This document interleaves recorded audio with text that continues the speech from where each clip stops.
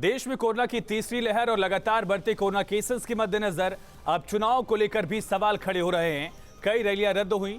पिछली बार कोरोना की दूसरी लहर का कहर देश ने देखा है। ऐसे में क्या ये जरूरी नहीं कि फिलहाल चुनाव को टाल दिया जाए? अब बहस इस मुद्दे पर भी चल निकली है। सवाल उठ रहे हैं, कोरोना कर्फ्यू में मनेगा लोकतंत्र का त्योहार? अदृश्य दुश्मन के खिलाफ होगा महागठबंधन? क्या टल सकते हैं 2022 के चुनाव? पॉलिटिकल प्रचार में कोरोना का प्रसार हो जाएगा क्या? तीसरी लहर की आहट के बीच चुनाव आयोग क्या फैसला लेगा? ये बड़ा सवाल है और आज सबसे बड़ा मुद्दा में इन्हीं सवालों पर करेंगे चर्चा। लेकिन उससे पहले ये रिपोर्ट देखिए। कोरोना के बढ़ते खतरों को देखते हुए सभी पार्टियों के लिए चुनाव प्रचार बड़ी चुनौती बन गई है। कोरोना के खतरनाक ओमिक्रॉन वेरिएंट की आमद और भारत में सबसे बड़ी आबादी वाले सूबे उत्तर प्रदेश में होने जा रहे चुनाव के मद्देनजर ये सवाल लाजमी है कि आखिर चुनावी प्रचार का पुराना ढर्रा क्या इतना जरूरी है? क्या उन मतदाताओं की जान से भी ज्यादा जरूरी जिनके हितों का वादा कर नई सरकार बनाई जानी है? ऐसा नहीं कि पार्टियों को बढ़ते वायरस के संक्रमण की चिंता नहीं है। कांग्रेस ने आयोग को लेटर लिखकर बड़ी रैलियों पर रोक लगाने को कहा है, तो बीजेपी ने ई रैली की तैयारी कर ली है। Already decided to hold the rallies, mega rallies and marathons for 15 days due to the COVID increase. पूरे देश और दुनिया में संक्रमण की रफ्तार तेजी से बढ़ रही है, तो ऐसे में आने वाले समय में अगर रैलियों को लेकर चुनाव आयोग कोई निर्णय लेता है तो कैसे कार्यकर्ताओं तक पहुंचा जाए, इस रणनीति को बीजेपी पहले ही बना चुकी है। दरअसल बीजेपी ने सॉफ्टवेयर डेवलप करके ऐसी व्यवस्था की है कि एक बार में कुछ ही मिनटों में 50,000 से ज़्यादा लोगों को एक साथ जोड़कर वर्चुअल रैलियां की जा सकती हैं। हालांकि इसके लिए बीजेपी ने 11,000 वॉलंटियर्स भी तय किए हैं। और पिछले साल अप्रैल में प्रांतों के चुनाव के बाद कैसे कोरोना की सेकेंड वेव में मौत का तांडव दिखा था, वो सबने देखा। 27 अप्रैल को मद्रास उच्च न्यायालय ने कहा कि भारत का चुनाव आयोग देश में कोरोना वायरस की दूसरी लहर के लिए जिम्मेदार है और इसके अधिकारियों पर कोविड-19 के मानकों का पालन किए बिना राजनीतिक दलों के बड़े पैमाने पर रैलियों को अनुमति देने के लिए संभवतः हत्या का मुकदमा चलाया जाना चाहिए। कोर्ट की नाराजगी तब सामने आई थी जब कोर्ट से स्पष्ट आदेश के बावजूद आयोग चुनाव प्रचार के दौरान फेस मास्क और सैनिटाइजर के इस्तेमाल के साथ सोशल डिस्टेंसिंग के नियमों को पूरी तरह लागू नहीं कर पाया था। ऐसे में सवाल भी उठे, क्या कोविड प्रोटोकॉल का पालन करवाना चुनाव आयोग की जिम्मेदारी नहीं?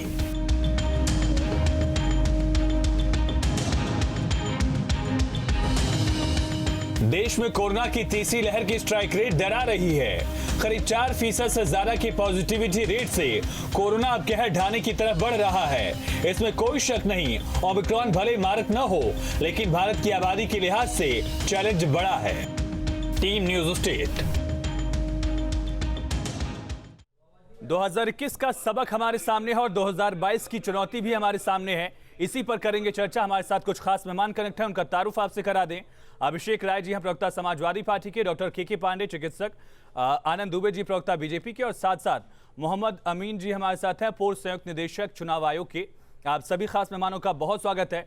अभिषेक जी, पहला सवाल आपसे ही, आखिर ऐसे वक्त में जब ओमिक्रॉन की दस्तक हुई है, तीसरी लहर की बात कही जा रही है, लगातार केसेस डबल हो रहे हैं और सारे त्योहारों को हटाया गया, सारे त्योहारों पर पाबंदियां लगाई गई थी, ऐसे मुश्किल वक्त में चुनाव होने चाहिए क्या? इसको लेकर समाजवादी पार्टी क्या सोचती है, क्या राय रखती है?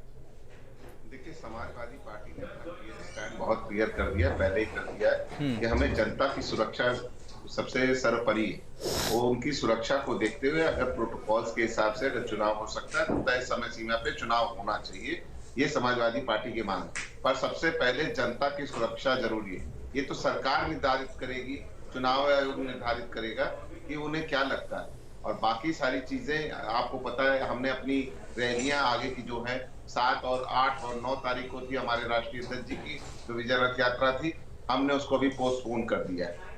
ठीक है, आनंद दुबे जी, बीजेपी की राय क्या है, बीजेपी का स्टैंड क्या है? क्योंकि हमने देखा 2021 में किस तरह से, चाहे बंगाल चुनाव की बात कर लिया, उत्तर प्रदेश में जो पंचायत के चुनाव हुए थे उसके बाद किस तरह से केसेस में सर्ज आया, लगातार केसेस बढ़े थे, ये सबक हमारे पास है। 22 के लिए, चुनाव के लिए बीजेपी क्या सोचती है? आनंद जी। जी हेलो, देखिए निश्चित रूप से कोरोना का ये जो लगा दीजिए है वो तेजी के साथ फैल रहा है जी।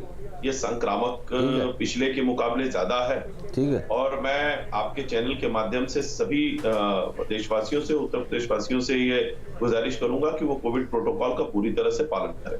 अब जहां तक बात रही, देखिए चुनाव उत्तर प्रदेश में सभी दल जो है पूरी तरह से चुनावी मोड में आ चुके हैं। लगातार उनकी रैलियां चल रही थी, पिछले दिनों से हर पार्टी अपने अपने कार्यक्रम कर रही थी। लेकिन जिस तरह से कोरोना बढ़ा है, निश्चित रूप से सभी पार्टियां और खासकर भारतीय जनता पार्टी भी अब आने वाले अपने कार्यक्रमों में बदलाव कर रही है। कई कार्यक्रमों को टाला जा रहा है और हम निश्चित रूप से चुनाव आयोग जो भी निर्देश देगा, देखिए आपको अच्छी तरह से पता है कि चुनाव पूरी तरह से चुनाव होना, कब होना, कैसे होना और उसकी जो पूरी की पूरी प्रक्रिया है वो चुनाव आयोग के अधीन में आती है। माननीय उच्चतम न्यायालय ने भी अभी चुनाव आयोग को कुछ निर्देश दिए, उच्च न्यायालय ने, तो निश्चित रूप से चुनाव आयोग इन सभी चीजों को लेकर कुछ रणनीति बना रहा होगा, कुछ मंथन कर रहा होगा और लगातार सारी चीजों पर वो नजर बनाए हुआ होगा। और जिस तरह का भी निर्देश चुनाव आयोग द्वारा दिया जाएगा, भारतीय जनता पार्टी उसका पूरी तरह से पालन करेगी। आप भी और समाजवादी पार्टी भी ये कह रही है कि जो चुनाव आयोग चाहेगा उस तरह से फैसला जो होगा उसका हम सम्मान करेंगे। लेकिन अमित जी ये भी बताइए, जब चुनाव आयोग की तरफ से बैठक बुलाई गई थी तो आप लोगों ने क्यों नहीं कहा कि लगातार जिस तरह से कोविड के केसेस बढ़ रहे हैं उस हिसाब से जो चुनाव है उसको टाला जाए या फिर और ज्यादा पाबंदियां लगाई जाए? उस वक्त तो सबकी राय, सभी पार्टियों की राय यही थी कि चुनाव तय वक्त पर होने चाहिए।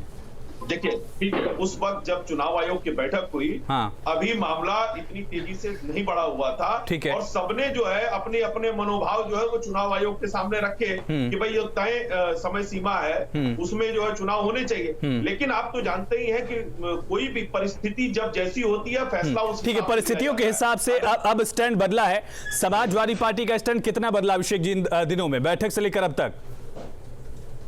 बैठक में तो तय वक्त पर चुनाव की बात कही गई थी आपकी तरफ से। अब देखिए हमारा स्टैंड बहुत क्लियर है, बहुत क्लियर है। हमें जनता की सुरक्षा पहले चाहिए। जनता की सुरक्षा के साथ जैसे इन्होंने पंचायत चुनाव कराया, उसमें 1611 शिक्षा मित्रों की मृत्यु हो गई और आज तक उनके परिवार को पूछने वाला कोई नहीं। नहीं, मेरा सवाल अभिषेक जी, चुनाव टलता है, कोई आपत्ति? जरूर, हाँ बोलिए। मैं आप ही के सवाल पे आ रहा हूँ। हाँ। समाजवादी पार्टी जनता के स्वास्थ्य और उनकी सुरक्षा के साथ कोई खिलवाड़ नहीं चाहती। ठीक है। और ये तय करना सरकार का और चुनाव आयोग का काम है। हमारी तो मांग यही है कि जनता की सुरक्षा को देखते हुए तय समय सीमा के हिसाब से चुनाव कराने के प्रयास। ठीक है अमीन साहब, मैं आपके पास भी आऊंगा। टेक्निकल टर्म्स आपसे बेहतर कोई नहीं समझा पाएगा, इसलिए ये समझना होगा। मैं छोटा सा जवाब देना चाहूंगा।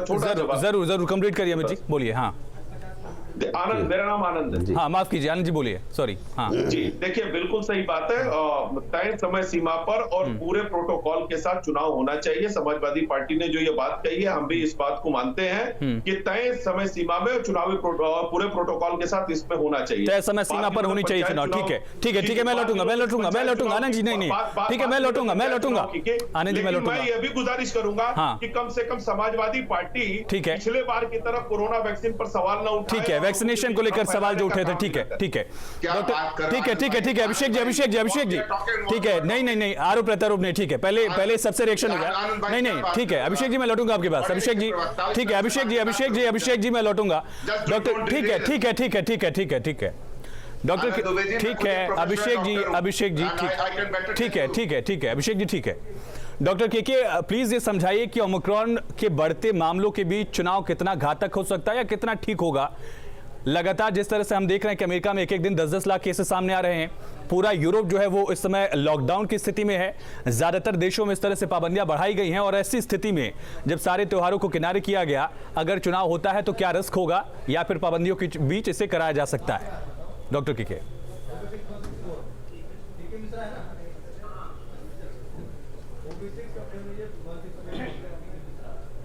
डॉक्टर के क्या आपको आवाज मिली सर? जी चलिए ठीक है, मैं वापस हम लौटेंगे। मोहम्मद अमीन सर, मैं आपके पास आना चाहूंगा। फिलहाल चुनाव आयोग के पास क्या ऑप्शंस हैं? 2021 का सबक 2022 की चुनौती का जिक्र मैं एक बार फिर से इसलिए कर रहा हूं क्योंकि 2021 में क्या हुआ हमने देखा। मद्रास हाईकोर्ट की तरफ से चुनाव आयोग पर सख्त टिप्पणी की गई और कहा गया कि ऐसी लापरवाही है जहां पर हत्या का मुकदमा दर्ज होना चाहिए। आयोग के अधिकारियों पर ऐसी जानलेवा लापरवाही की गई है। 2022 में क्या चुनौती है और आयोग के सामने विकल्प क्या बचते हैं मोहम्मद सर?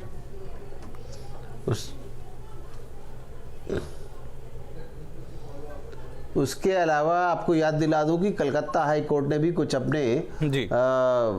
सलाह दी थी, उनका भी वर्डिक्ट आया था इलेक्शन कमीशन के लिए। अच्छा, मैं ये बता दूं आपको कि देश में जो समाजवादी पार्टी है, मेरे पार्टियों से कोई मतलब नहीं, वो रजिस्टर्ड पार्टी है हमारी, उसका सम्मान करता हूं कि उन्होंने पिछली बार ये भ्रमित किया था जब पंचायत के चुनाव हुए थे, ब्लॉक प्रमुखों के चुनाव हुए थे उत्तर प्रदेश में, कि ये शायद इलेक्शन कमीशन करा रहा है। इलेक्शन कमीशन स्पष्ट कर देना चाहता है कि इलेक्शन कमीशन सिर्फ विधान सभा, विधान परिषद, राज्यसभा, लोकसभा और राष्ट्रपति के चुनाव कराता है। ठीक है, वो एक संवैधानिक संस्था है और अच्छे चुनाव कराता है। ठीक है। जहां तक सवाल था पंचायत चुनाव का जिसमें इतनी ट्रेजरी हुई थी, वो समाजवादी पार्टी के लोग हाई कोर्ट और सुप्रीम कोर्ट में गवर्नमेंट के खिलाफ गए थे कि वहां पर चुनाव हो जाने चाहिए। ठीक है, उन लोगों को यही था। और अभी भी ये लोग जब आए हैं कमीशन के सामने, तो कमीशन से उन्होंने ये आग्रह किया सभी ने मिलके, जिसमें कि कहा कि इलेक्शन हो जाना चाहिए अपने नियमित समय से।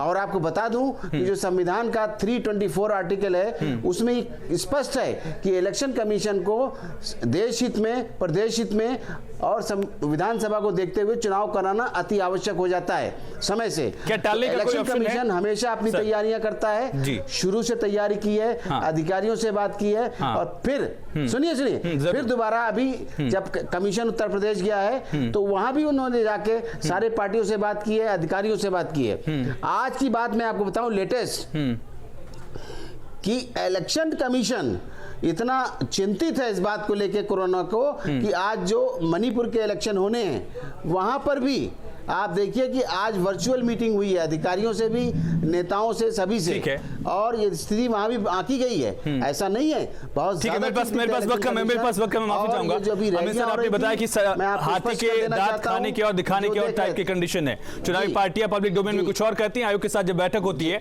वहां कुछ और राय रख देती है। डॉक्टर के कितना घातक होगा अगर इस कंडीशन में चुनाव होते हैं, संक्षेप में? जी जी जी जी देखिए, ऑलरेडी दिल्ली में विस्फोटक हालत है, आप देख चुके हैं, मुंबई में भी वही हालत है। अब अगर हम ये कहें कि कोई भी संस्था या कोई भी ऑर्गेनाइजेशन इसको कंट्रोल कर लेगी इस विस्फोट को होने से, तीसरी लहर को, तो ये बड़ा बेमानी स्टेटमेंट होगा, क्योंकि ऑलरेडी आउट ऑफ कंट्रोल है। आप देखिए तो जिस तरह से दिल्ली के फिगर्स हैं, एक एक दिन में 60%, 90% बढ़ रहा है, तो उसी तरह से यूपी में भी होगा और राज्यों में भी होगा, क्योंकि इतने केसेस हो चुके हैं। ऐसे में वो तो देखिए पॉलिटिकल पार्टीज और इलेक्शन कमीशन को डिसाइड करना वो क्या करना चाहते हैं, लेकिन मैं आपके माध्यम से जनता को ये बताना चाहता हूं कि हर इंसान की जिम्मेदारी इस वक्त ये बनती है, राजनीतिक पार्टियों पे, इलेक्शन कमीशन पे आप बहुत रिलाई नहीं कर सकते। इस वक्त बहुत विस्फोटक स्थिति है और अगले आने वाले हफ्तों में ये और बढ़ता चला जाएगा। लाखों की संख्या में। मैं माफी चाहूंगा डॉक्टर के आपसे। आनंद जी, जनमत क्यों ज्यादा जरूरी है? जितना जल्दी मास्क वगैरह पहनना शुरू करें अच्छा रहेगा। अभिषेक जी, बहुत संक्षेप में 10 सेकंड में।